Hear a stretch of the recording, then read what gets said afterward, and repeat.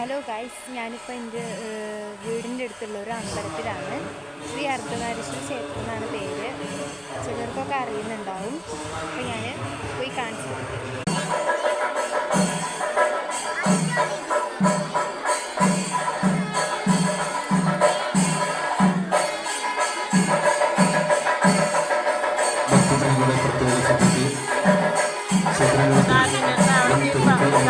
എല്ലാ ഭക്തജനങ്ങൾക്കും ആവശ്യപ്പെട്ടുള്ള ജലാഭിഷേകം ചെയ്യാനുള്ള സൗകര്യങ്ങൾ ഉണ്ടായിരിക്കുന്നതാണ്.